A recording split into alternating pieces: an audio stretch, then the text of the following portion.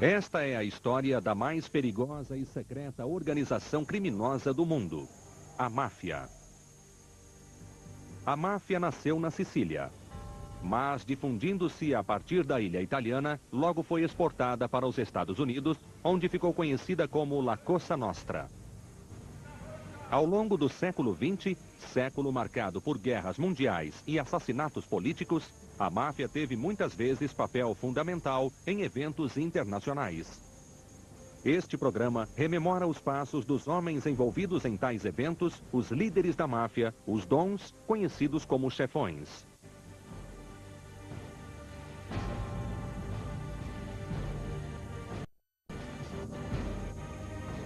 Os chefões da máfia.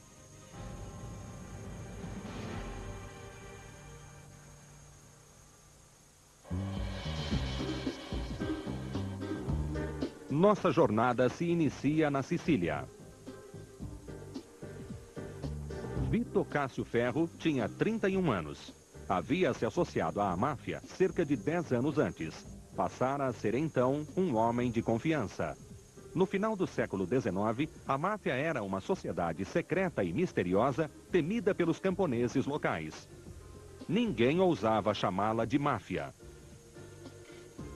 Mas nos campos, as coisas começaram a mudar.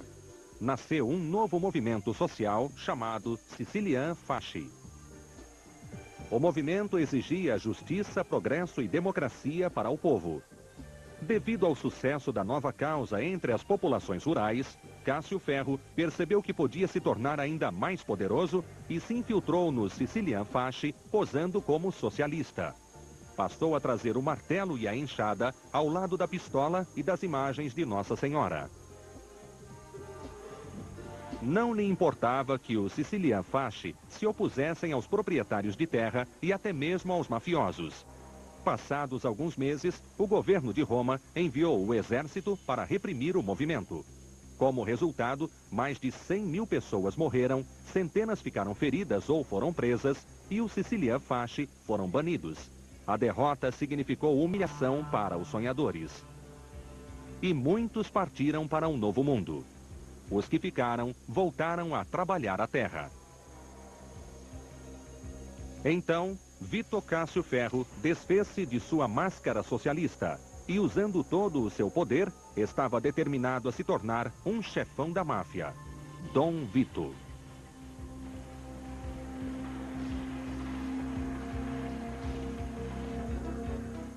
Na mesma época, em 1890, outro drama da máfia desenrolava-se em Nova Orleans. Duas famílias mafiosas, os Matrangas e os Provenzanos, estavam lutando pelo controle das docas, porto de entrada para o tráfico ilegal. They call it a family probably to soften it. It's not a family, it's a illegal business organization in which a group of men pledge loyalty to each other, divide up different areas of business and divide up the profits that they're making. Nas ruas de Nova Orleans, a máfia usava como fachada o comércio de laranjas. Em 1888, os Matrangas e os Provenzanos já haviam iniciado a guerra pelo controle das docas. These families exist to make money. They will resort to anything in order to continue their criminal operations, up to and including murder. In many cases, even murdering innocent people who aren't even involved in the criminal operations. Entre 1888 e 1890, mais de 40 pessoas foram mortas na chamada Guerra das Laranjas. Entre as vítimas estava o chefe de polícia de Nova Orleans, David Hennessy, que vinha investigando as atividades da máfia. Manifestações populares se seguiram à sua morte. Em março de 1891, alguns sicilianos suspeitos do assassinato foram presos.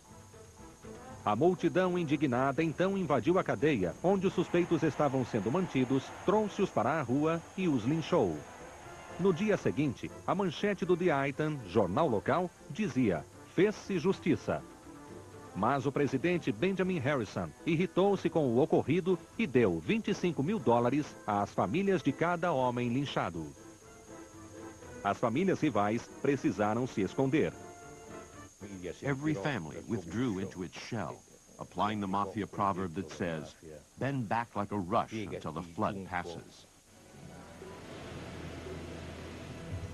A Guerra das Laranjas enfraqueceu as famílias da máfia, porque muitos picote ou soldados haviam morrido.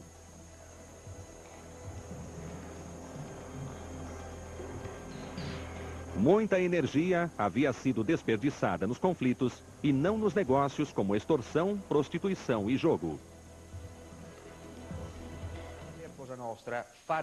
To Cosa Nostra, a war is absolutely no game. It's something you engage in only if unavoidable. It is in the DNA of Cosa Nostra to avoid any internal clash, because it would mean an opportunity for the police to investigate and fight them. Il gancio alle forze investigative di indagare e di contrastare. Durante séculos, a ilha de Sicília, na Itália, não teve governo próprio. Foi conquistada seguidas vezes pelos gregos, árabes, normandos e espanhóis.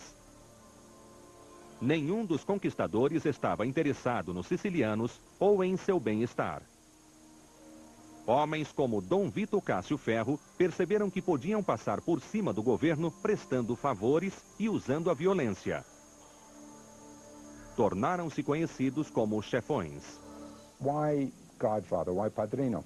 Because their authority is so complete. It's like a dictatorship. You know, there's no legislature, there's no rule-making body, they don't consult, they don't go to the flock, they don't go to the voters, it's the boss. The boss says what's right, the boss says what's wrong, and people follow him. Dom Vito queria ser invisível aos olhos da lei, mas pelo povo pretendia ser visto como o amigo de todos os amigos. A mafia godfather is like everyone's father. He is recognized by the lowest ranks as the man who administers justice and fixes wrongdoings. He is a man you can turn to for a job. Dom Vito Cássio Ferro não carregava pistolas. Suas armas eram o cinismo e a inteligência.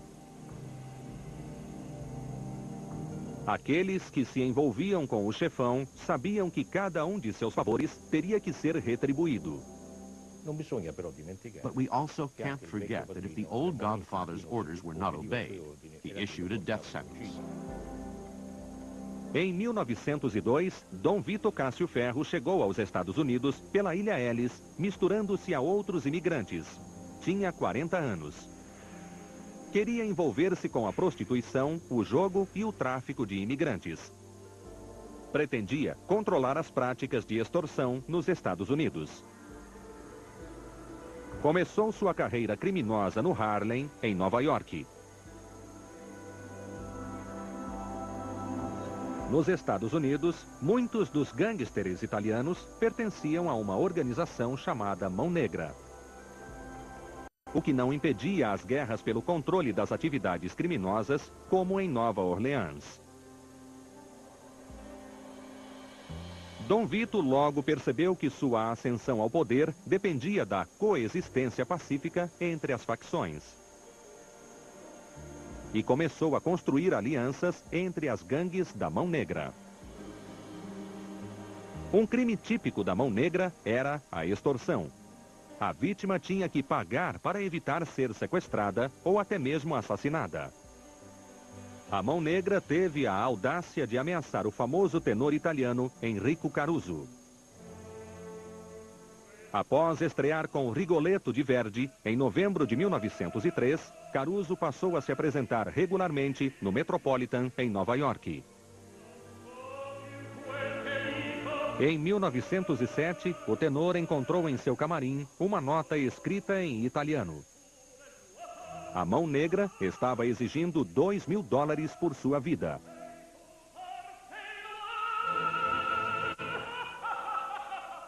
Caruso pagou, mas logo veio a segunda nota. Dessa vez, exigia $15.000.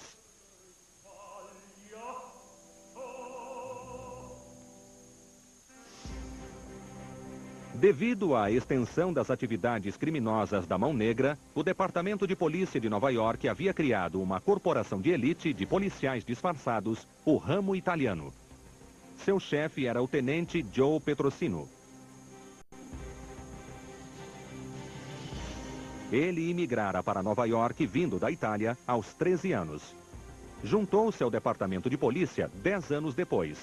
Em 1905, o comissário de polícia e futuro presidente Theodore Roosevelt havia designado-o sargento. E já como tenente encarregado do ramo italiano, seu sonho era derrotar a máfia, que ele considerava uma vergonha para a Itália e para seus compatriotas. Joe Petrosino convenceu Enrico Caruso a participar de uma armadilha para os chantagistas. Não seria a única derrota da Mão Negra. Mas, apesar de alguns reveses, os negócios prosseguiam.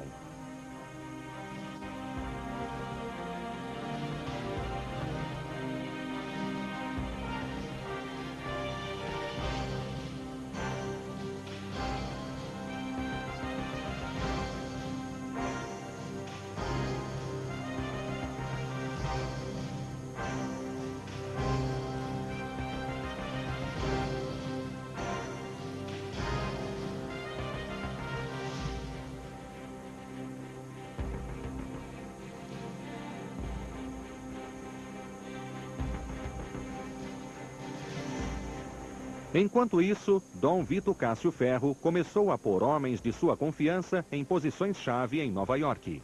Precisava conseguir se mover com facilidade entre os Estados Unidos e a Itália. A situação na Sicília havia mudado e seus negócios estavam em perigo. Na Sicília, alguns anos antes do incidente com Caruso, alguém descobrira como a máfia estava lavando dinheiro para financiar suas atividades criminosas.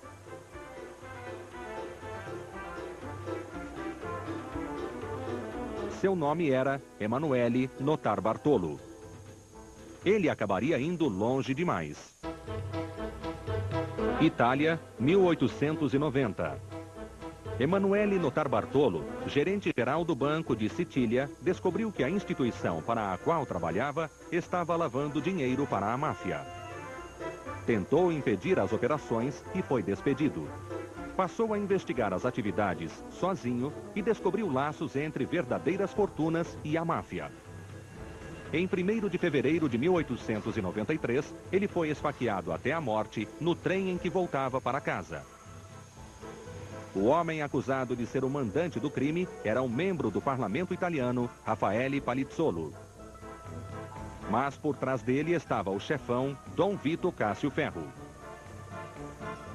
Cássio Ferro fez Palizzolo ser eleito para que pudesse controlá-lo. O primeiro grande julgamento contra a máfia foi realizado em Bolonha, na Itália, em 1902. Palizzolo foi considerado culpado e condenado a 30 anos de prisão. Mas então, Dom Vito cobrou alguns favores. Os membros mais influentes da sociedade siciliana se mobilizaram e acusaram o governo italiano de discriminar a Sicília. Graças à forte pressão, o caso foi revisto em apelação. E em 1904, Palizzolo foi absolvido por falta de provas.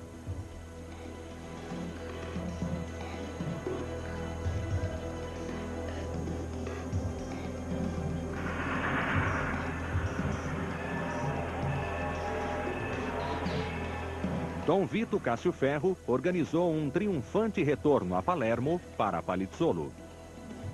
Então, em 1908, decidiu enviá-lo para os Estados Unidos. Assembleias foram organizadas em Nova York, Boston, Filadélfia, Pittsburgh, Chicago e Nova Orleans.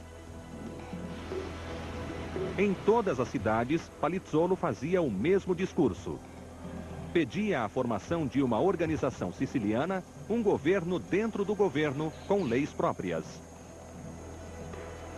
Esse discurso foi muito bem elaborado por Dom Vito, com frases de duplo sentido, compreendidas apenas pela máfia. Segundo Palizzolo, os sicilianos precisam saber como se envolver na política. O que ele queria dizer era: os chefões precisam saber como se envolver na política para se tornarem realmente poderosos.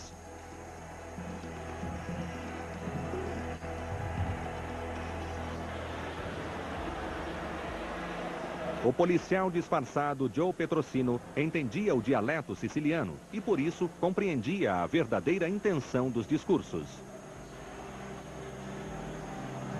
The important thing about Petrosino is that he was quintessential anti-mafia, and that if you did an analysis of the Italian-American experience, the children, the sons and daughters of those giants, the immigrants, and they were giants, the numbers would show you that there is a great, great disproportion. There are many more Joe Petrosino types. Ao longo de suas investigações, Petrosino descobriu que os homens que chefiavam as práticas de extorsão não estavam nos Estados Unidos, mas na terra da máfia, a Sicília. Em 1909, ele viajou a Palermo para uma missão secreta. Mas em 20 de fevereiro de 1909, o New York Herald revelou os motivos de sua viagem e a investigação deixou de ser secreta. Petrosino ignorou o óbvio perigo. Mas Dom Vito Cássio Ferro era quem dava as cartas. E em 12 de março de 1909, Joe Petrosino foi assassinado na Piazza Marina, em Palermo. In Manhattan for him, and I think over 250,000 people at that time went to that funeral. He was the first Italian American to be killed in the line of duty.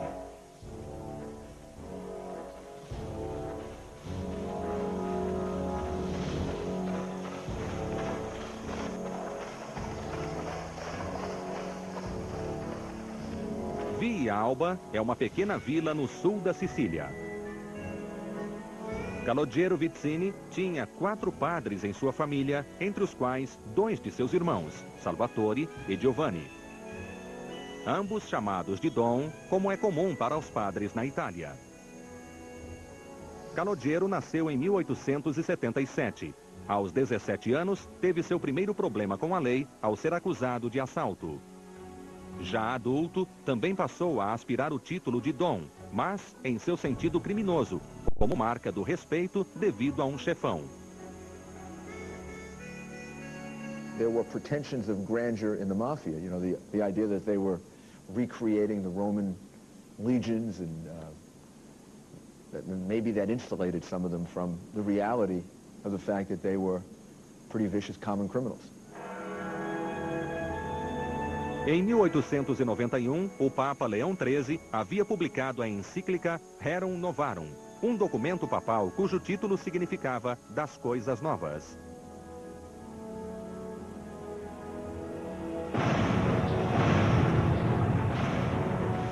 De fato, tratava-se de uma era de invenções, não apenas na Itália, mas em boa parte do mundo ocidental. Grandes máquinas, embarcações poderosas, imensas represas. Em seus sermões, os 4 padres da família de Dom Vizzini protestavam contra a exploração de mulheres e crianças que costumavam pagar o preço mais alto pelo progresso na Itália.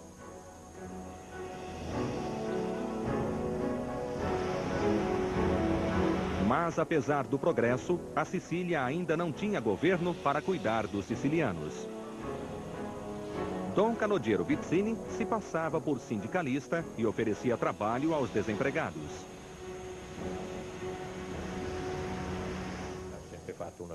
The life of Vizzini was very peculiar. He never got married. His only interest was power. That's one of the characteristics of a godfather. A godfather becomes powerful when he is able to have his orders carried out. Nova York, meados dos anos 20. John Masseria era o mais poderoso chefão da máfia na cidade. Preferia ser chamado de The Boss, porque soava mais americano. Trabalhando para a Masseria estavam soldados da máfia como Salvatore Lucania, Carlo Gambino e Vito Genovese. Esses 3 eram conhecidos como os Jovens Turcos.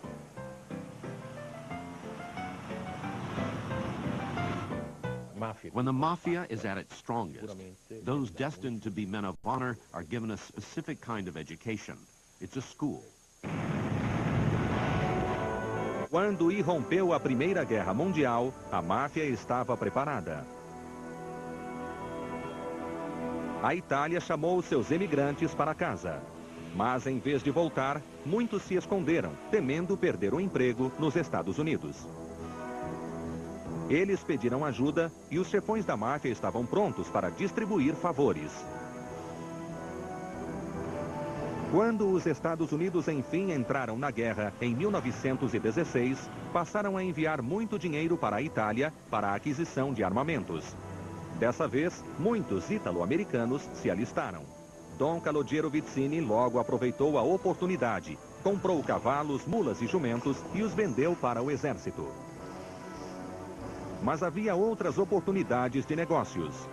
As armas da Primeira Guerra precisavam de enxofre, utilizado na produção da pólvora, e a Sicília tinha o monopólio da matéria-prima.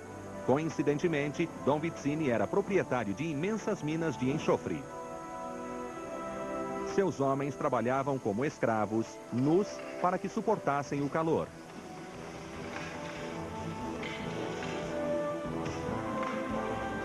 Dom Vizzini tornava-se cada vez mais poderoso, um verdadeiro rei da máfia.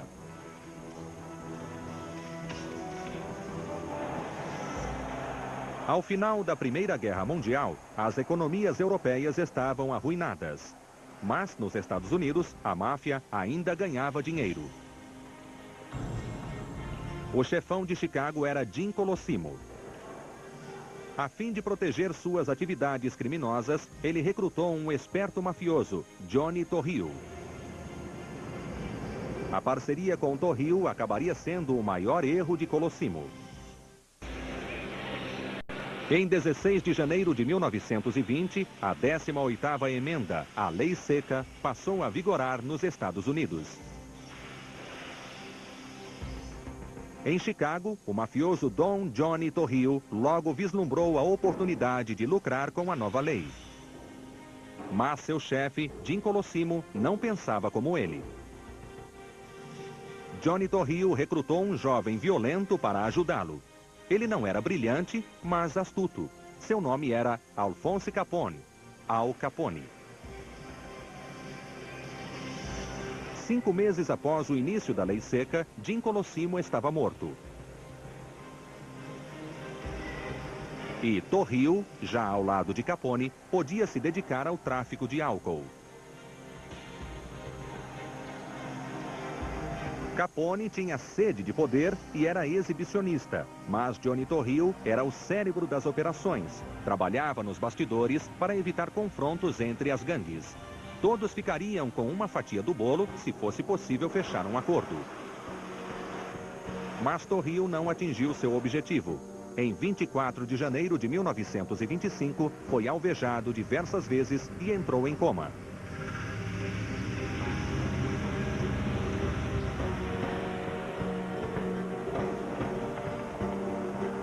Al Capone, sozinho, estava no topo do mundo.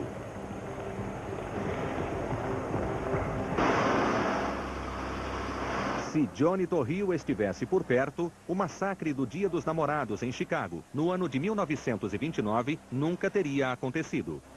Foi assim que o pistoleiro Frank Frigenti descreveu a carnificina.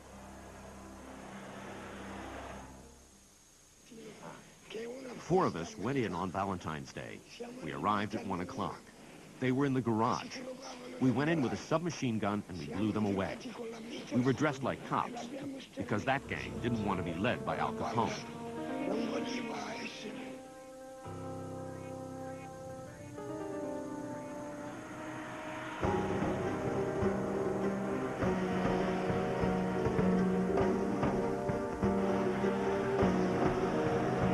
Na época, Al Capone não compreendia muito bem o que significava ser um chefão da máfia. Sabia ao menos que o padrinho precisava de reconhecimento e respeito, e então, durante a Depressão, promoveu a distribuição de sopa aos desempregados. Gabava-se de ser um empregador e pagar o salário de muitas pessoas. Queria pensar grande, como um verdadeiro chefão, mas conseguia apenas se exibir.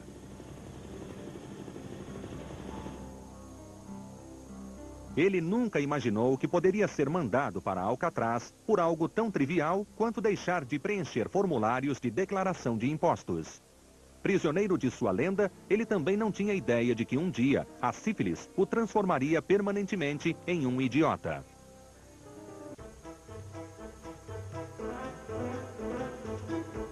Nova York, meados dos anos 20. Antes de partir para a Sicília uma vez mais, Dom Vito Cássio Ferro ordenou que seu homem de confiança, Salvatore Maranzano, ficasse na cidade e cuidasse dos negócios. You'd think that the most successful Italians were the ones who got to be capo de tutti capi, but that's not true. And it was improbable because a generation ago, 2 generations ago, the people who came here were mostly very humble and modest of means. A escolha de Dom Vito por Maranzano não agradou Joe de Boss Masseria, o mais poderoso chefão da cidade. Ele sabia que Maranzano poderia ser um dia um verdadeiro rival no controle das famílias mafiosas americanas. Tanto Maranzano quanto Masseria reforçaram seus grupos, alistando novos soldados de Castellammare del Golfo, base siciliana para o tráfico ilegal de imigrantes. Em 1928, o novo regime fascista na Itália apertou o cerco contra a máfia na Sicília.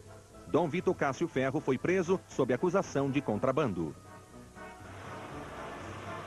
Com seu chefe preso no exterior, Maranzano decidiu que chegara o momento de assumir os negócios. Mas ele não estava preparado e logo estourou a maior de todas as guerras entre mafiosos, a Guerra Castellamarese.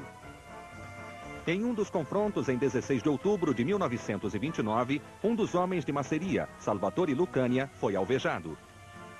Seus agressores o abandonaram, convencidos de que ele estava morto.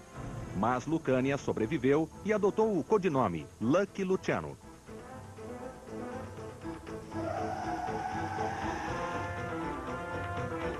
Envolvidos na guerra Castellamarese, Maranzano e Masseria não perceberam que Lucky Luciano começava a construir uma terceira força.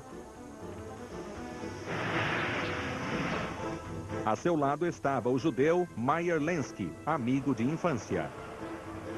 O primeiro passo de Luciano foi eliminar Masseria. 5 meses mais tarde, ele matou também Salvatore Maranzano. Mas não parou por aí.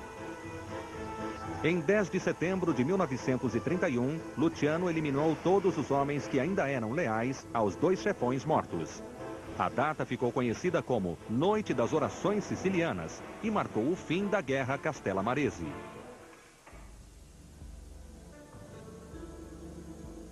Atlantic City, 1929. Os chefões da máfia, agindo como chefes de Estado, reuniram-se para uma conferência secreta.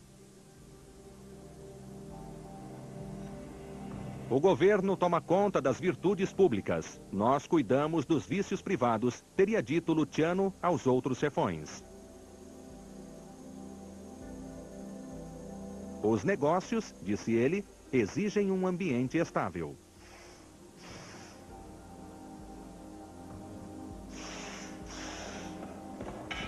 O mercado das drogas estava crescendo, mas passar para trás inspetores e fiscais de alfândega exigia alto grau de organização.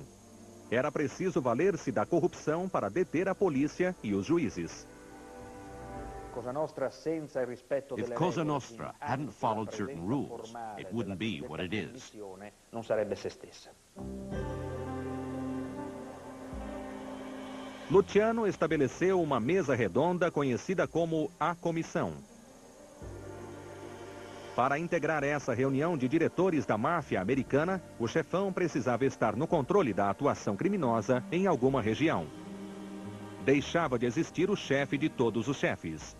Ninguém estava acima de ninguém.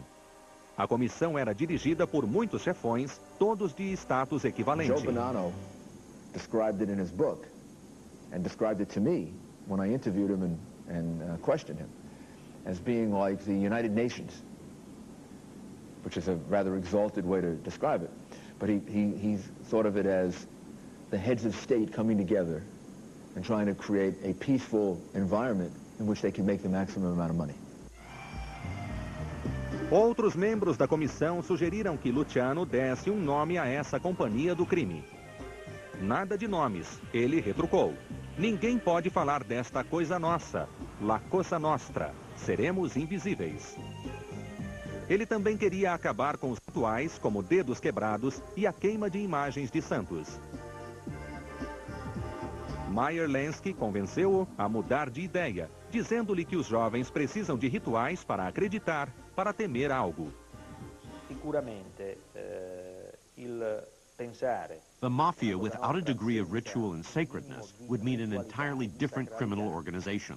Significherebbe parlare di un'altra realtà criminale.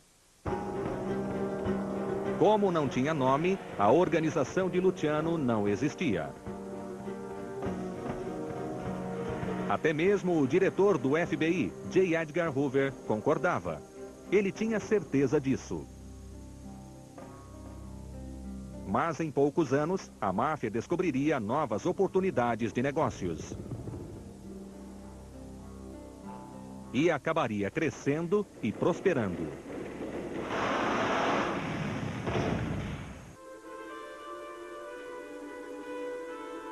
Nova York, 1929. A repentina quebra da Bolsa de Nova York detonou a Grande Depressão.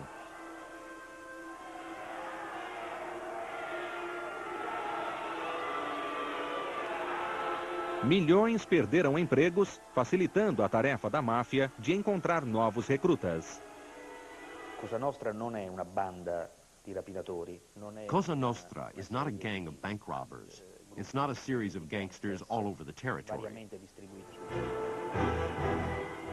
Washington, 1933. O democrata Franklin Delano Roosevelt assumiu como presidente dos Estados Unidos e a lei seca foi revogada. Ele prometeu ao país o New Deal, ou um novo acordo. Mas Lucky Luciano sabia muito bem como fechar um novo acordo de seu interesse. Como Roosevelt anunciara, o New Deal significava represas, pontes, ruas, estradas, em outras palavras, obras enormes. O New Deal trouxe consigo os contratos de âmbito nacional e os sindicatos trabalhistas.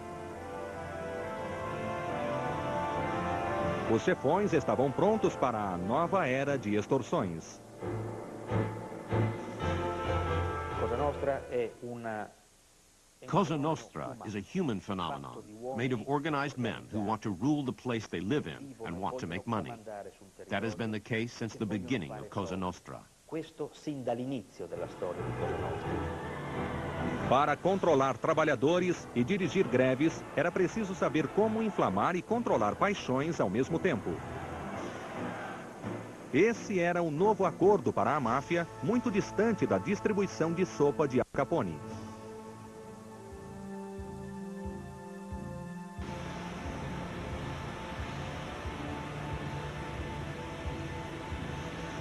By controlling laborers, unions, they were able to control the trucking industry, construction industry, the docks along the eastern seaboard of the United States. Desde o movimento dos Sicilian Fasci na Itália no século XIX, os chefões da máfia já sabiam se disfarçar de líderes sindicais. E nos anos 30, o envolvimento da máfia nos sindicatos de trabalhadores americanos resultou na combinação de fraudes em contratos públicos e extorsão. Era uma forma de entrar na política. Politics is a tool that the mafia uses to obtain its own objectives. The historical roots of the mafia go back in history and feed off a counterculture of its own. Através dos sindicatos americanos, a máfia encontrou uma forma de corromper políticos. Well, how do they corrupt you? With money. They give you money for your campaign. In return, you're supposed to forget about what's good for everybody and do what's good for me because I gave you the money. And a lot of that is very successfully done by big money in the United States of America. It should be no surprise, therefore, that the mafia, which has its own organized crime, which has its own desires for its own business. We want to be able to reach a judge to make him more lenient in a case. Now, that's pure corruption. Se a Grande Depressão significou crise para a maioria dos negócios americanos, não afetou o submundo. Lucky Luciano mantinha clubes noturnos e casas de striptease. Começou a reestruturar o negócio da prostituição, transformando bordéis em supermercados do sexo. As mulheres eram sua fraqueza, e o promotor de Nova York, Thomas Dewey, sabia disso. Ele convenceu 2 mulheres a depor contra Luciano. Através delas, conseguiu evidências suficientes para prendê-lo e julgá-lo por estimular a prostituição. Em 2 de julho de 1936, o júri repetiu a palavra culpado 549 vezes. Luciano foi condenado a 50 anos de prisão. Seu amigo Meyer Lansky revelou a ele que um de seus soldados planejava assassinar Thomas Dewey. Nenhum ataque a oficiais do governo, ordenou o chefão. Luciano salvou a vida do promotor que o prendeu e manteve seu poder mesmo vivendo em uma cela de cadeia.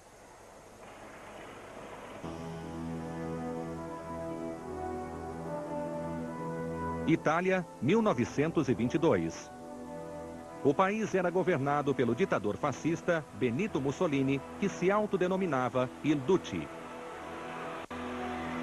2 anos depois, em 1924, durante uma viagem à Sicília, Mussolini se encontrou com Don Tito Cutia, um chefe da máfia local. Don Tito disse a Mussolini: "Não há necessidade para tantos guardas. Aqui o senhor está sob minha proteção. Nada lhe acontecerá." O fato de ainda existir um poder diverso do fascismo na Sicília era algo intolerável para Mussolini. Ele agiu imediatamente. Requisitou um oficial mão de ferro e foi apresentado ao incansável Cesare Mori, que seria chefe das operações. Mori considerava a Sicília território inimigo ocupado. Certo de estar amparado por Mussolini, ele trouxe o exército italiano e ordenou o início das torturas. Forçados a beber água salgada ou resistir a choques elétricos nos testículos, os soldados da máfia começaram a revelar os nomes dos chefões. 500 mafiosos fugiram para os Estados Unidos, auxiliados pelos colegas que já viviam na América. Os que permaneceram na Itália tiveram dias difíceis.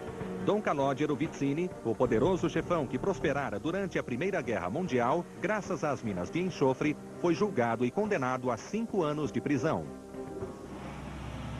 Mas, graças à boa relação que mantinha com o regime fascista, ele foi libertado após passar apenas alguns dias na prisão e retornou à sua cidade natal, Villalba. As investigações de Mori trouxeram à tona novas informações, inclusive nomes de contatos dos grandes bancos e famílias mafiosas nos Estados Unidos. Cesare Mori tinha ido longe demais. Os antigos romanos tinham um ditado: deixem que ele seja promovido e removido. Em junho de 1929, Il Duce Mussolini e o povo estavam satisfeitos com a investigação de Mori. O oficial de ferro foi promovido e deixou a Sicília.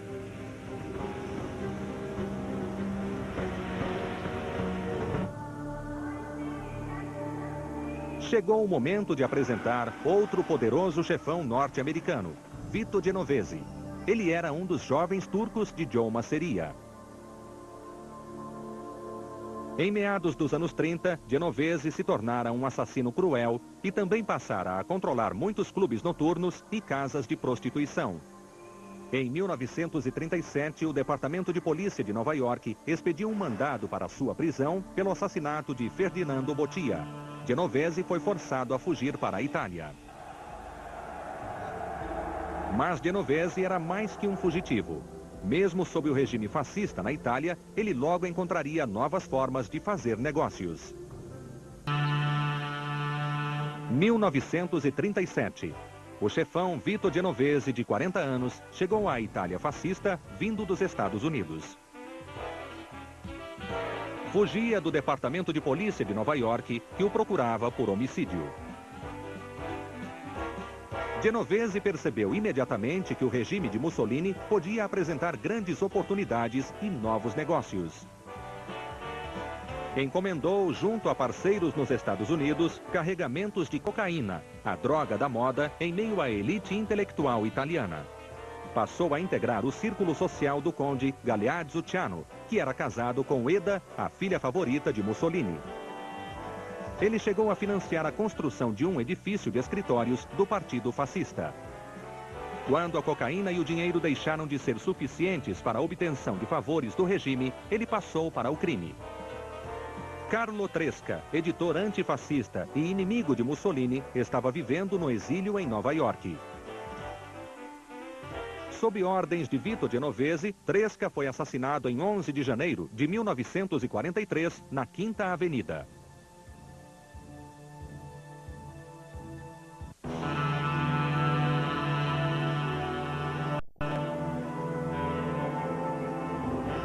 Com quase 40 anos, Bugsy Siegel era tão charmoso quanto um astro de Hollywood. Era também um conhecido matador de aluguel. Apaixonadamente dedicado às mulheres, ele viajou para a Itália em 1939 com uma de suas amantes, a condessa Dorothy di Fraso. O plano de Dorothy era assassinar Mussolini. Mas a condessa, na verdade, não chegou a tentar o homicídio. Bugsy, no entanto, passara a estar no que os nazistas chamavam de Fortaleza Europa, um continente sob ocupação nazista. Bugsy era gangster e também judeu.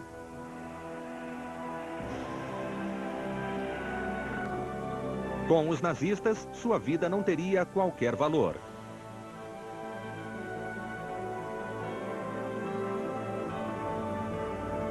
Horrorizado com o antissemitismo, ele deixou a condessa e voltou para os Estados Unidos.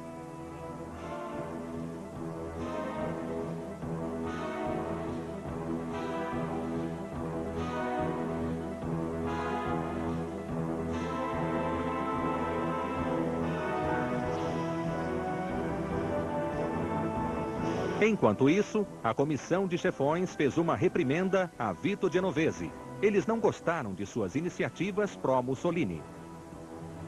A máfia era contra o fascismo e o nazismo. Para que seus negócios funcionassem, ela precisava da democracia com suas liberdades e direitos.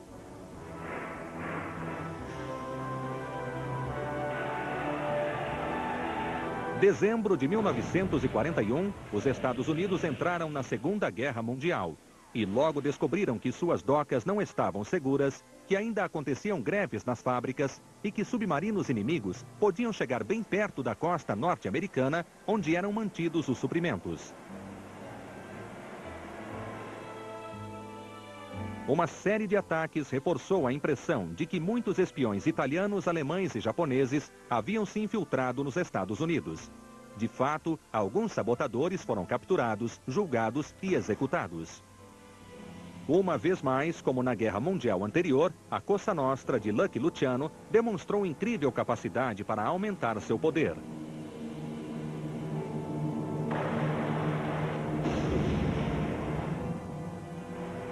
Nos estaleiros da Marinha em Nova York, estava atracado o Normandy, o mais veloz navio transatlântico do mundo, capaz de evitar os submarinos alemães enquanto transportava tropas americanas para a Europa.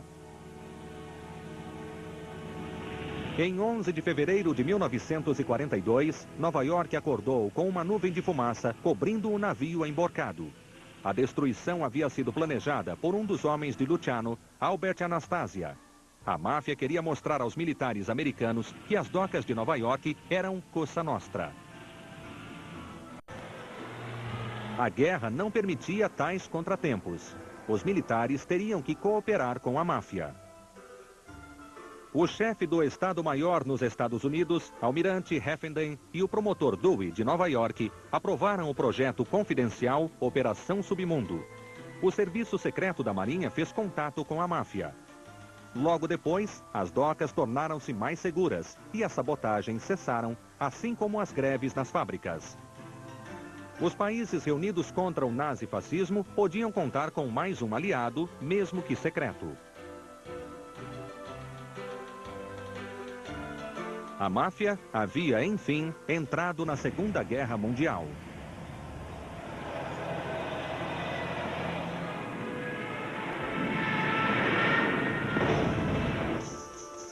A cooperação com a máfia estendeu-se ao desembarque dos aliados na Sicília em 9 de julho de 1943.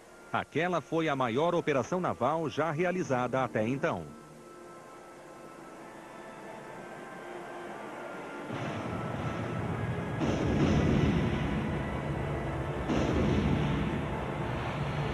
Segundo a lenda, um tanque americano chegou a Villalba. Um soldado chamou Don Vizzini com um alto-falante portátil. Quando o chefão se aproximou do tanque, o soldado fez tremular o símbolo da colaboração com a máfia. Um lenço com a letra L de Lucky Luciano. Mas não é preciso recorrer a lendas. Em plena zona de guerra, uma câmera militar filmou um bote que transportava um homem de confiança da máfia prestes a ingressar em uma embarcação militar.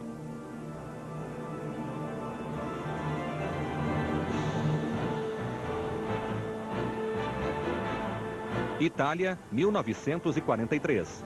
Formou-se um governo militar aliado, liderado pelo jurista Charles Poletti. Em 1942, Poletti havia sido governador temporário de Nova York pouco após o incidente com Normandy, no auge da Operação Submundo. Ele ocupou o cargo por apenas algumas semanas, tempo suficiente para que perdoasse alguns mafiosos. Vito Genovese chegou a ser contratado como tradutor no gabinete militar do governador Poletti. Foi despedido somente quando sua ficha chegou à mesa do chefe do Estado-Maior. Diversos chefes italianos da máfia logo passaram a se dizer antifascistas. Afirmavam ter sido perseguidos por Mori, o oficial de ferro enviado à Sicília por Mussolini.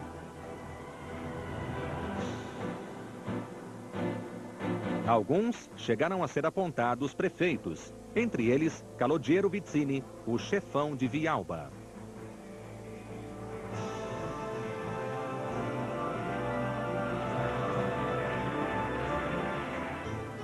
Após o fim da Segunda Guerra Mundial, nasceu um movimento separatista na Sicília, um movimento que pretendia anexar a ilha italiana aos Estados Unidos.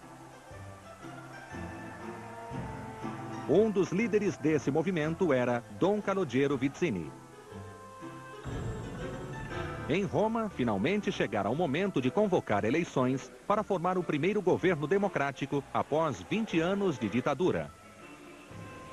O Partido Comunista, do qual muitos membros haviam sido essenciais para a resistência ao nazifascismo, queria assentos no novo governo italiano e não permitiria que a Sicília se tornasse parte dos Estados Unidos.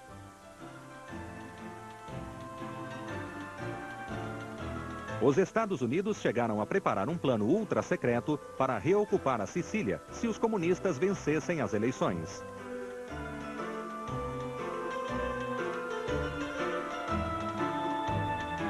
Mas o racionamento de farinha detonou uma inesperada reação popular.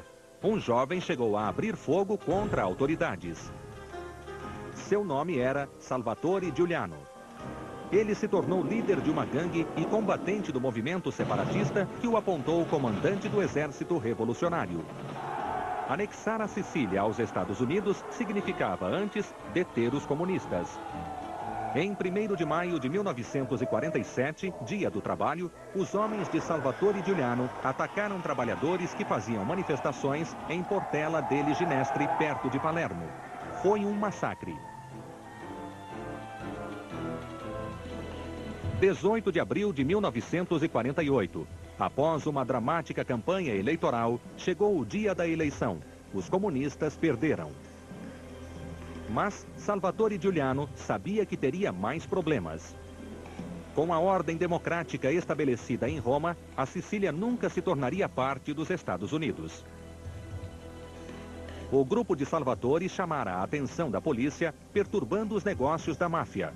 Os chefões decidiram-se pela pena de morte. Giuliano foi morto em 5 de maio de 1950.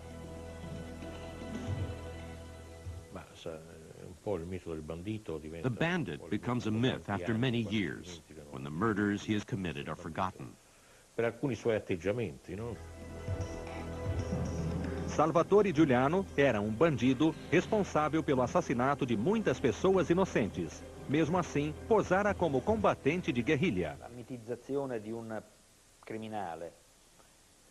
It's a fact that a criminal in disguise adds to reduce the criminal level of the mafia itself. The bandit Giuliano, as he is still called, was a criminal. Durante os tempos como guerrilheiro, Salvatore Giuliano se apaixonou. E teve um filho que batizou com o mesmo nome do pai. Quando os problemas aumentaram, Giuliano fez o filho deixar a Sicília através dos contatos secretos da máfia. Já adulto, o filho de Giuliano chegou a negar a própria existência da máfia. It's the Italian government that says they're godfathers. We'll have to see. The word godfather means a mafioso. Since the mafia doesn't exist, godfathers cannot exist.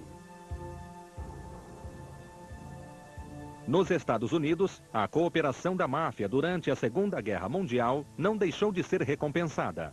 A pena de 50 anos de Lucky Luciano simplesmente desapareceu. Ele foi solto da prisão em 1946. Alguém chegou a propor que o Congresso americano lhe desse uma medalha como se ele fosse um herói de guerra. This man was not a hero. He was a very bad man. He was a criminal. And criminals deserve to be off the streets. They shouldn't be roaming the streets of this city or any city, for that matter.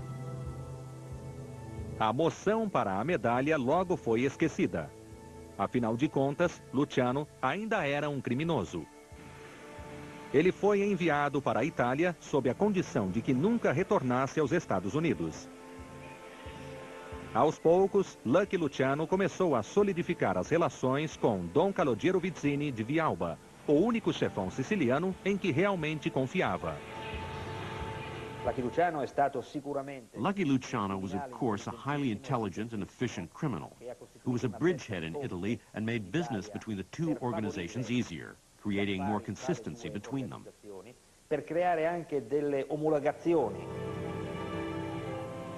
Nos anos 50, a economia da Itália começou a mudar drasticamente. O país estava se tornando mais moderno, mais industrializado. Inevitavelmente, a máfia siciliana começava a se desgastar. Era hora de criar uma nova geração de mafiosos.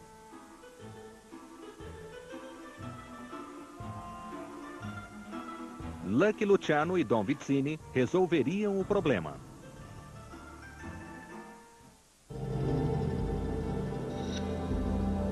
Estados Unidos, anos 50.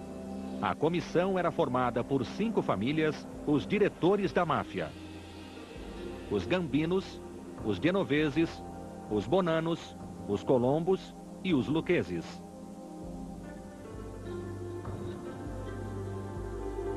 Well, I think the role that was typified in the Godfather movies never existed. That was a highly romantic view of what many people say was modeled after Carlo Gambino. But every mafia family in Sicily and the families in the United States are vicious criminals, vicious murderers. They are not romantic family individuals as were portrayed. O personagem título do filme, O Poderoso Chefão, foi na verdade inspirado em diversos chefões diferentes. Diferentes, mas todos ex-pupilos da escola da máfia de Lucky Luciano.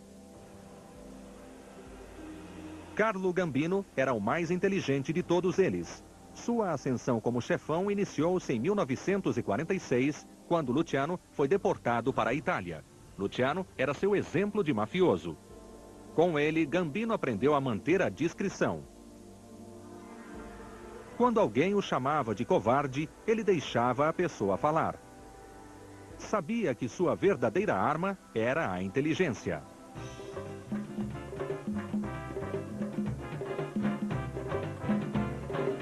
Em 1947, após apenas um ano na Itália, Lucky Luciano já sentia que o país era muito pequeno para ele. Mas não podia voltar aos Estados Unidos. Então, pensou em uma outra alternativa. Cuba, outro reduto da máfia. Foi em Cuba que os chefões americanos expandiram os negócios com cassinos e casas noturnas. Luciano convocou outra conferência do submundo, dessa vez em Havana.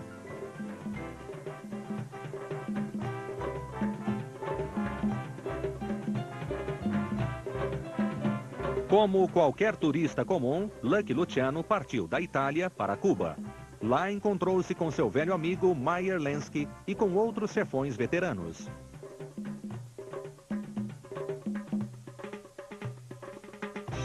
Em Cuba, Luciano explicou seu plano a outros chefões. Já existia um mercado global para os narcóticos e ele queria se aproveitar da nova realidade.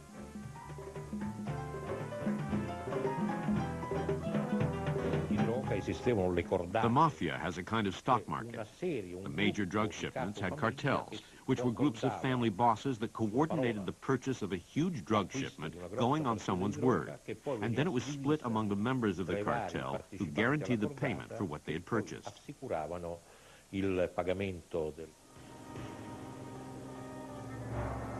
Na conferência de Havana, Luciano expôs seu grande plano para a expansão dos negócios. As drogas seriam produzidas no leste europeu, onde os governos fingiam não ver as enormes plantações. O processo de refinamento seria então confiado aos italianos na Sicília. E Cuba seria o ponto de distribuição. Para transportar os narcóticos refinados, eles podiam usar italianos ligados à máfia que viajavam para ver suas famílias nos Estados Unidos.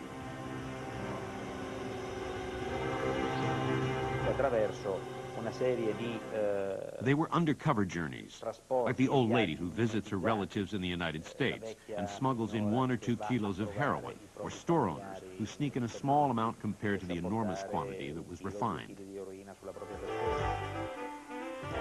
Este método era chamado de chuva, e não era o único modo de contrabandear narcóticos para os Estados Unidos. Muitos chefões, como Vito Genovese e Dom Calogero Vizzini, entraram em um novo negócio, desta vez legal: importar comida enlatada. Outra maneira perfeita de esconder as drogas. At first, the whole thing was underestimated. No one thought that behind all this lay drug smuggling. No one thought that drug smuggling could directly involve Sicily. Il traffico di stupefacenti già allora potesse coinvolgere in modo diretto la Sicilia.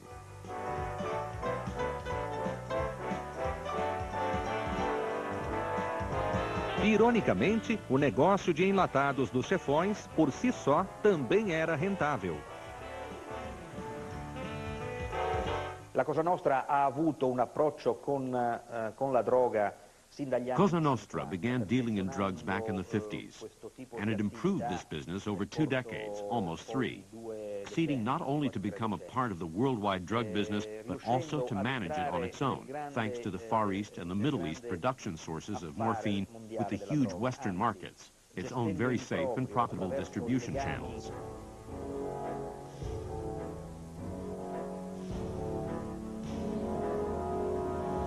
Palermo, Itália, 1957. Administrar o mercado global das drogas era mais difícil do que Luciano e os outros chefões haviam imaginado 10 anos antes na Conferência de Havana. Em um mundo que mudava tão rapidamente, era hora de convocar outra reunião.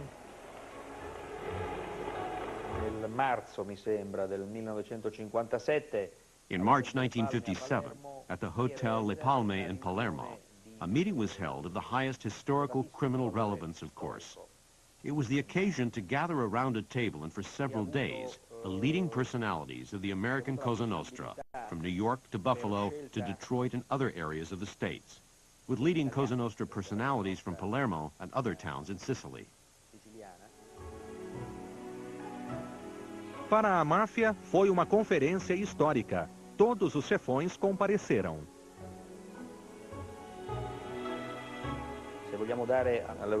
If we want to find a definition for the Palme meeting, we can sum it up as follows. The Italian mafia modeled itself after the Americans, without abdicating its authority to the American cousins, and it opened very profitable channels for drug trafficking. Alguns meses após a Conferência de Palermo, Vito Genovese, por iniciativa própria, requisitou outra reunião, desta vez nos Estados Unidos. A Conferência de Appalachian, no estado de Nova York, foi realizada no final de 1957. So we believe that the main purpose was for the bosses of the American families to decide whether or not they would engage jointly in heroin trafficking with their cousins from Sicily. Na Itália, Luciano imediatamente percebeu que o verdadeiro objetivo de Vito Genovese era assumir o controle da comissão.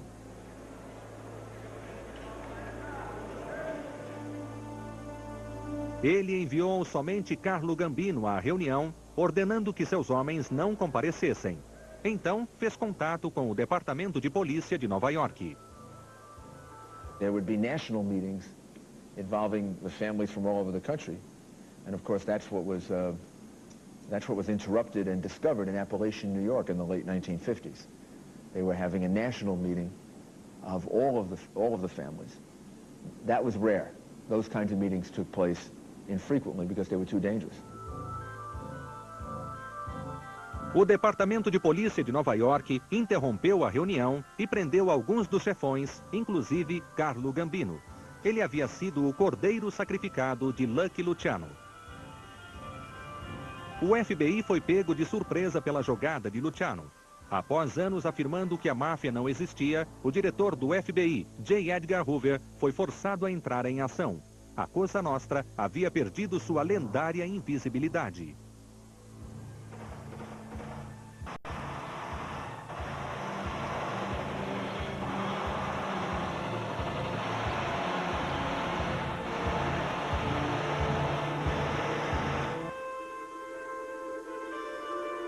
Itália, meados dos anos 50. Enrico Mattei cruzou o caminho das grandes companhias de petróleo do mundo, também conhecidas como Sete Irmãs. Como presidente da ADIP, a Companhia de Petróleo Estatal da Itália, ele interferiu nos grandiosos negócios envolvendo o ouro negro. Tinha de ser contido e a máfia seria de extrema utilidade ao tratar exatamente disso. Enrico Mattei fora um grande comandante da resistência durante a Segunda Guerra Mundial. Havia sido um dos responsáveis pela decisão de enviar uma unidade para prender Mussolini.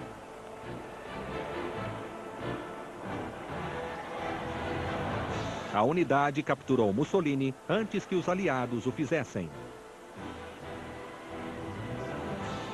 Em 29 de abril de 1945, em Milão, Mussolini foi executado e exibido ao povo em praça pública.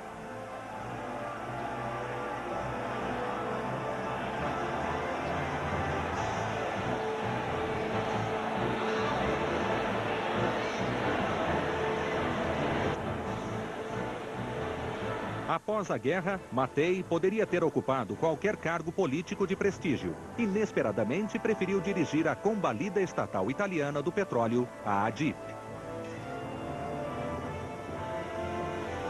E então, começou a encontrar petróleo por todos os lados. Em poucos anos, ascendeu rapidamente no mercado internacional do ouro negro. Ele estabeleceu as fundações para o boom econômico da Itália nos anos 60. Fechou acordos com os comunistas russos e com os países árabes para a exploração de seus campos de petróleo. Logo, Mattei tornou-se um problema para as principais companhias petrolíferas do mundo. Elas sentiam que seu monopólio sobre o ouro negro estava ameaçado. Em 27 de outubro de 1962, Mattei embarcou em um jato particular na Sicília. decolou de Catânia às 4h57 da tarde. Exatamente 2 horas depois, o avião caiu em Bescapè, perto de Milão.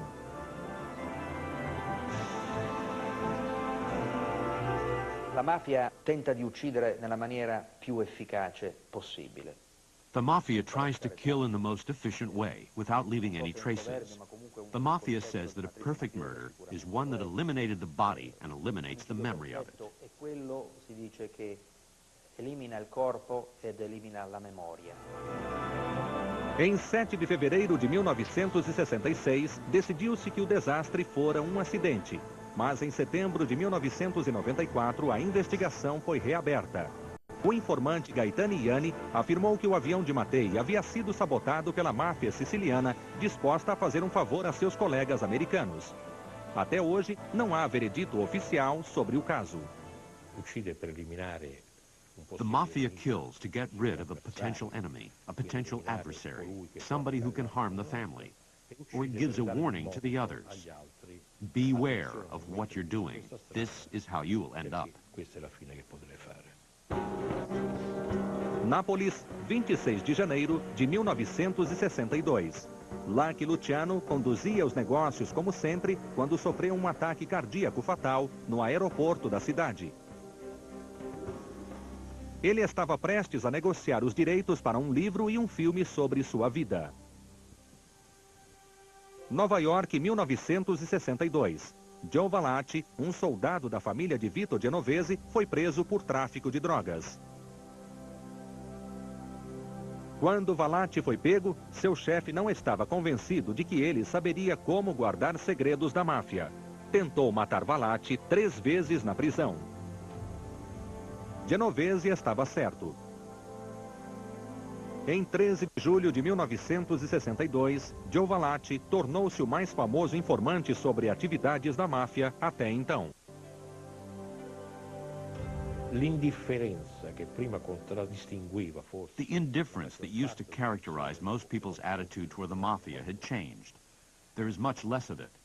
People realize the mafia is a criminal phenomenon, and that may lead to the end of the mafia. O silêncio que protegera a máfia durante décadas começava a ser rompido. Na Itália, no entanto, a situação de outro informante da máfia era muito diferente da de Joe Valati. Seu nome era Leonardo Vitali. Ele havia sido um homem de confiança da família Altarello, perto de Palermo. Em 1973, explicou aos juízes italianos como a máfia era realmente uma organização uniforme e poderosa, com ramificações em todo o mundo. O tribunal o considerou louco e o mandou para uma instituição psiquiátrica.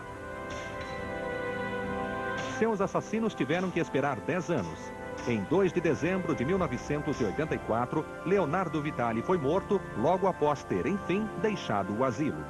Todos tinham que saber que falar contra a máfia era uma sentença de morte. Na Itália, príncipes, barões e condes fizeram parte da máfia desde suas origens.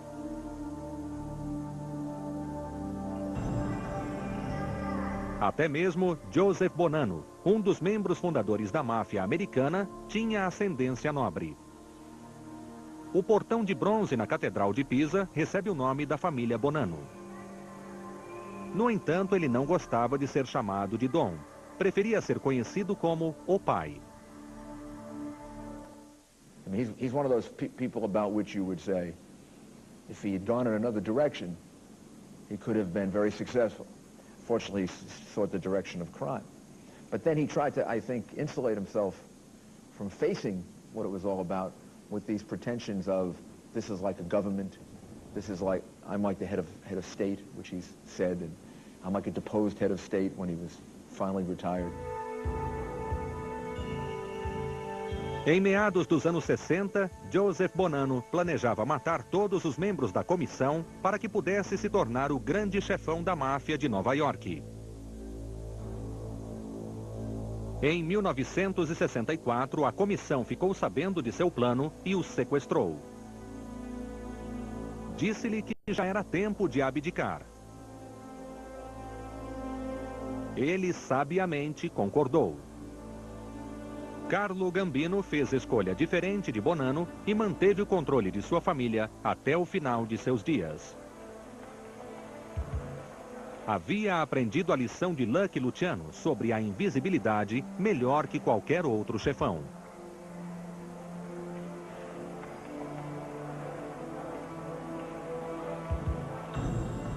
Quando morreu, em 1976, ele foi substituído por Paul Castellano. Castellano era genioso e tão confrontador que até mesmo seus homens o odiavam. Ele não tinha as qualidades certas para ser um chefão de verdade. Foi morto em frente a um restaurante em Nova York em 1985.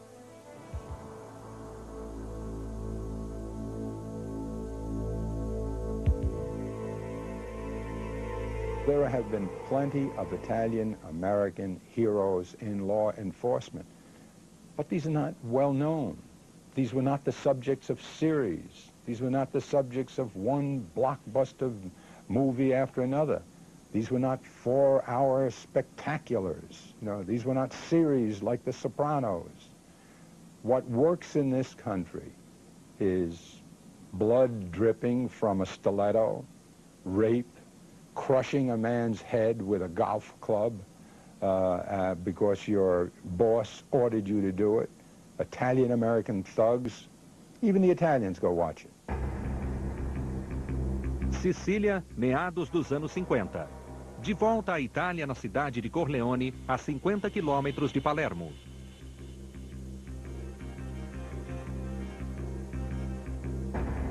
Durante décadas, esta cidadezinha foi dominada por Dom Michele Navarro, um chefão da máfia que também era médico, mas cujo único interesse era o poder. Ele era muito bem sucedido até que Luciano Lidio, um de seus homens, começou a própria escalada até o poder. Em 2 de agosto de 1958, Lidio decidiu que chegara a hora de assumir e matou Dom Navarro. Ele então formou a Gangue Corleone, um dos grupos mais cruéis na história da máfia.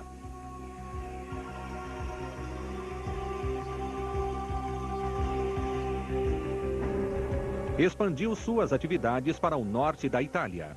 Em 1973, sequestrou Paul Getty III, neto do magnata do petróleo Paul Getty, e cortou o lóbulo da orelha do jovem para convencer a família a pagar o resgate.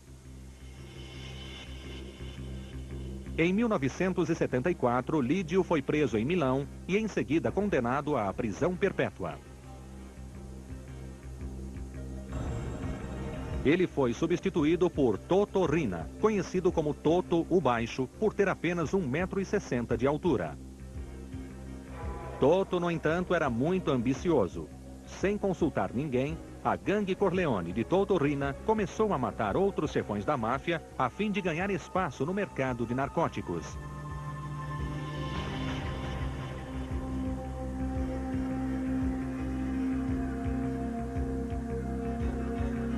Nenhum ataque a oficiais do governo. Fora a ordem de Lucky Luciano muitos anos antes. Mas em meados dos anos 70, a lição havia sido esquecida. Na Sicília, a Gangue Corleone matava policiais.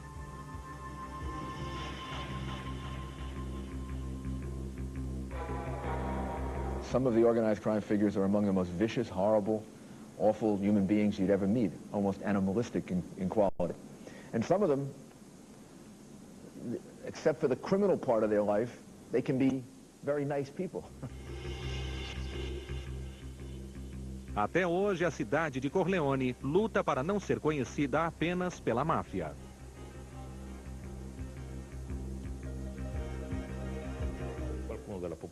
It must be said that Corleone has taken some huge steps forward, considering the impenetrable omertà that existed. It has changed a lot. There has been an awakening, an exceptional renaissance. Michele Sindona nasceu em Patti, perto de Messina, em 1920. Gênio da matemática e das ciências financeiras, fez sucesso lavando dinheiro para a máfia, tanto na Itália quanto nos Estados Unidos.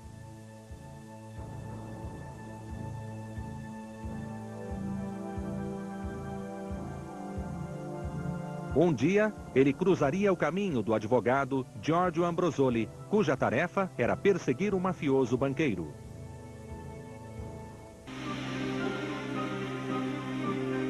Filho de um agente funerário, Michele Sindona nasceu em 1920 em Patti, Itália, perto de Messina. Já no colegial, era considerado um gênio da matemática. Poucos anos depois, começou a lavar dinheiro para a máfia, tanto na Itália quanto nos Estados Unidos, e tornou-se o chefão banqueiro.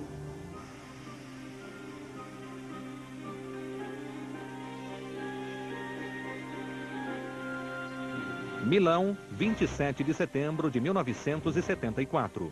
O advogado Giorgio Ambrosoli foi designado pela justiça italiana para liquidar uma das muitas firmas controladas por Michele Sindona. Em sua investigação, Ambrosoli descobriu os segredos do Império Sindona e seus laços com a máfia.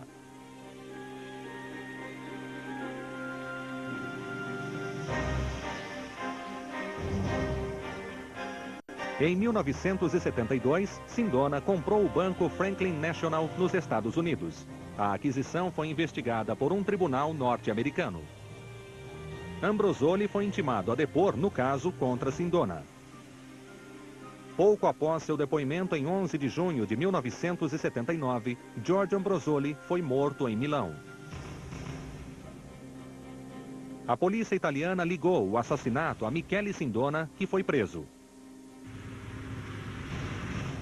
Lavar dinheiro proveniente do tráfico de drogas e outras atividades ilegais exige rápidas movimentações bancárias. Quando Sindona foi para a prisão, o dinheiro sujo parou. Os chefões da máfia fizeram chegar uma mensagem a Sindona. Onde estava todo o dinheiro?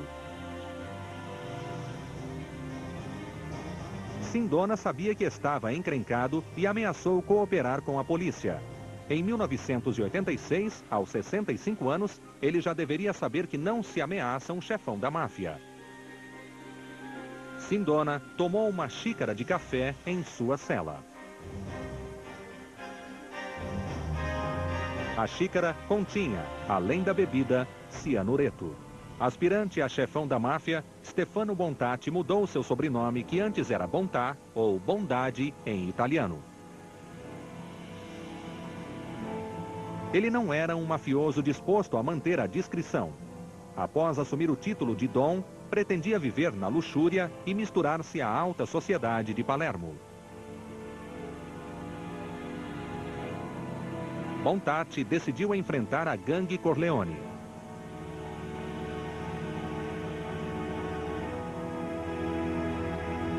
Fez novas alianças com lojas maçônicas e corrompeu membros do serviço secreto italiano. Queria reforçar os laços com as famílias da máfia americana. Mas os membros da comissão não aprovavam a guerra da máfia na Sicília.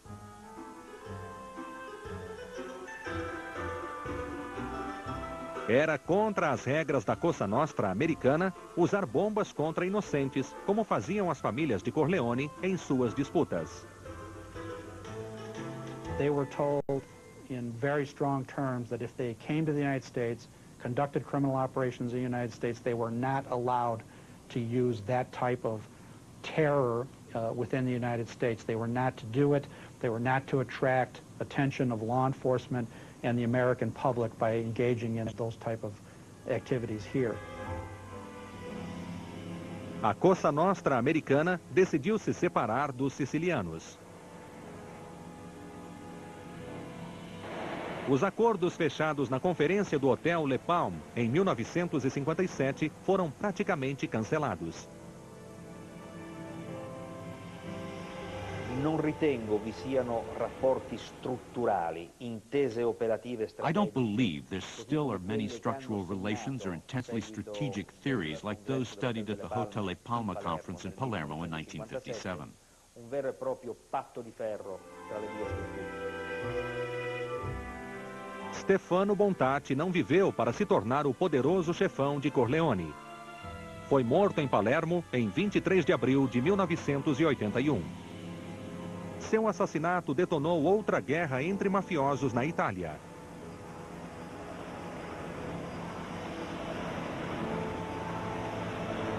Desta vez, no entanto, as gangues de Corleone foram longe demais. Muitos agentes da lei e juízes italianos tornaram-se vítimas.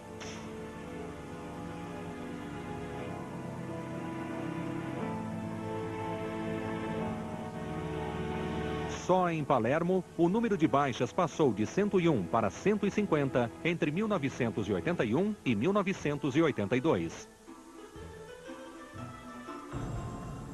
No início dos anos 80, Tommaso Busquetta tentou assumir as famílias derrotadas. Era um dos mais antigos chefões ainda no poder.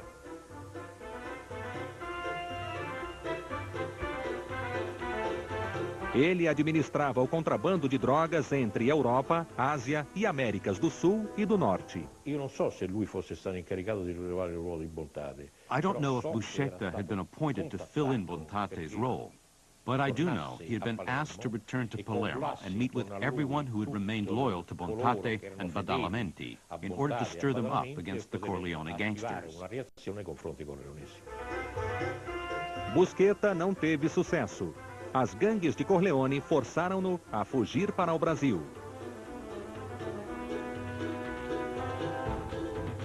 Em outubro de 1983, Busquetta foi preso no Rio de Janeiro em uma operação conjunta da polícia italiana com a Interpol. Quando o juiz italiano Giovanni Falcone veio ao Brasil para interrogá-lo, Busquetta decidiu que Falcone era um homem em quem podia confiar. E resolveu falar. Em julho de 1984, ele foi extraditado para a Itália. O juiz Falcone deixou Busquetta falar livremente, até mesmo quando descrevia a máfia de forma romântica. Egli tende di avvalorare la sua... He tries to validate his role as a pure mafioso who follows all principles and does not concede to drug trafficking by trying to resort to violence as little as possible. Letting him say what he wants is actually an interrogation technique. Meanwhile, we verify how it all really went, checking things independently when necessary.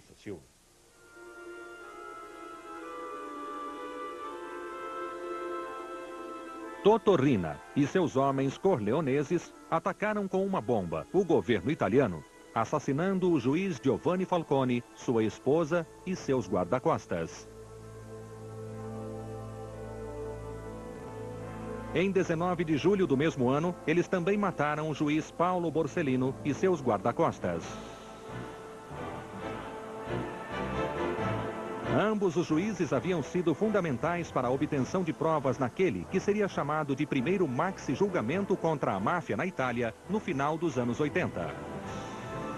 Em dezembro de 1987, ao final do processo, o Tribunal de Palermo considerou culpados 344 dos 456 acusados. 19 deles foram condenados a passar o resto da vida na prisão. A máfia se vingou da sentença e atacou patrimônios culturais da Itália.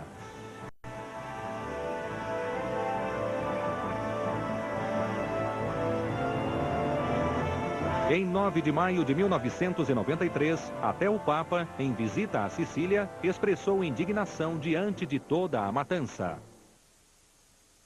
Non può cambiare e calpestare. The mafia cannot alter and scorn the holiest right given by God. Questo popolo This people, the Sicilian people, cannot always live under the pressure of an opposing force, a force of death. sotto la pressione. I say this to those responsible. Convert yourselves. God's Lo judgment will dico ai come. responsabili, convertitevi. Una volta verrà il giudizio di Dio. Novamente, a máfia havia ido longe demais. Um a um, os gangsters de Corleone foram capturados. Em 15 de janeiro de 1993, Totò Riina foi preso em Palermo. Ele foi julgado e condenado à prisão perpétua.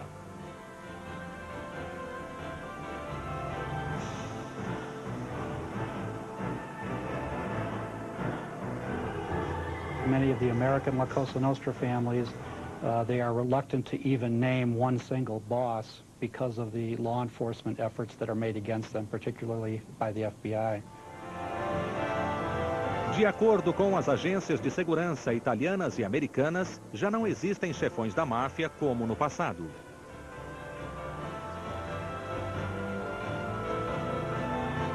Em outros tempos, os homens da Cosa Nostra eram invisíveis como mafiosos, mas reconhecidos como chefões. Hoje, eles apenas se escondem.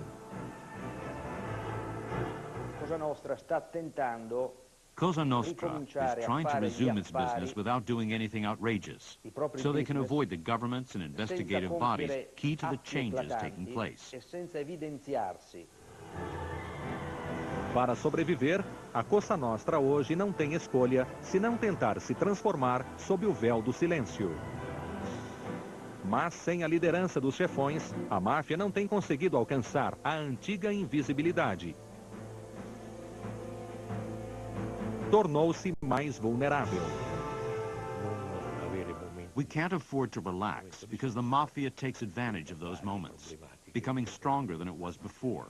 Silence and peace are what it wants. Máfia tornou-se uma das palavras mais conhecidas no mundo. Fala-se de uma máfia russa, da japonesa, da colombiana e de muitas outras em todo o planeta. Embora sejam organizações criminosas estabelecidas, não são a máfia como nós a conhecemos. No entanto, a verdadeira máfia precisa delas, assim como precisa do silêncio, enquanto tenta se recuperar e lucrar com seus negócios, que vão desde o tráfico ilegal de seres humanos ao contrabando de drogas. It is a fact that we are observing, and we believe it's a very dangerous trend because they are not fighting with each other, they are engaging in partnerships. And we know that the only way we can address it is having our own partnerships throughout the world. And we want to carry on the legacy of Judge Falcone